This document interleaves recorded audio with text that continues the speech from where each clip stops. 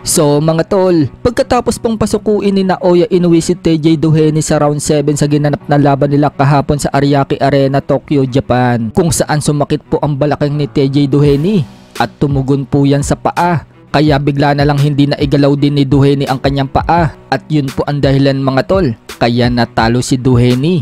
Samot-saring nga po ang reaksyon ng mga boxing fans mga tol sa nangyari kay Doheny. May mga nakakatawa nga pong komento. Sinasabing ni Rayuma daw si Doheny mga tol habang nasa gitna ng laban. May nagsabi naman mga tol, nakalimutan daw magbaon ni Doheny ng panghaplas sa likod, kaya sumakit daw bigla ito. Pero ayon naman sa iba mga tol, body blow daw yung nagpasuko dito kay Doheny. Bago kasi matapos ang round 6, ininda na daw ni Doheny ang balakang niya. Kaya noong pumasok na daw yung round 7 mga tol, ilang seconds pa lang, hindi na daw na ipagpatuloy pa ni Doheny ang laban nang matamaan na naman daw ito muli sa iniinda niyang injury. Ayon naman sa mga commentator mga tol, suspecha nila bali daw ang ribs ni Doheny. May nakita po kasing sugat sa ribs ni Doheny mga tol, mukhang nabali daw yan. May mga fans naman mga tol ang nagtataka sa sugat ni Doheny sa ribs, parang hiniwa daw kasi yung sugat mga tol.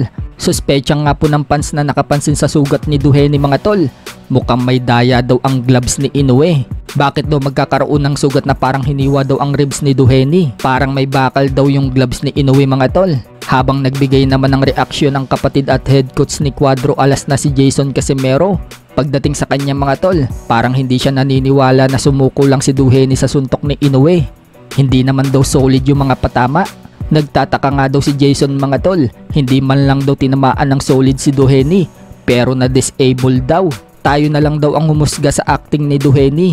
Tinawag pa nga ni Jason na lolo daw ni Butler itong si Doheny. Pinagtawanan nga din daw ng mga commentator itong si Doheny mga tol, nang sabihin ng isang commentator na na-dislocate daw ang likod ni Doheny. So lahat nga po yan mga tol, puro suspecha lang. Malalaman natin ang totoo mga tol kapag lumabas na ang medical ni Doheny, kung meron nga ba talagang nabali sa kanya o wala.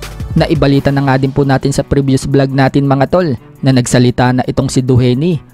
At yun nga mga tol, sinabi nga po ni Doheny na naapektuhan daw ang muscle niya sa bandang taas ng balakang niya at tumugon sa paa, kaya hindi niya maigalaw ang kanang paa niya. Sa kabilang banda naman mga tol, nagpakita nga po ng malupit na galawan si Cuadro Alas sa sparring nito, kung paano siya umiwas sa mga suntok ng kalaban. Pagmamalaki ni Cuadro Alas mga tol, yan daw ang kinakatakutan ni Turtle. Hindi pa daw kasi nakakalaban itong si Inoue ng ganyang klaseng galaw. Birada pa ni Cuadro Alas sa post niya.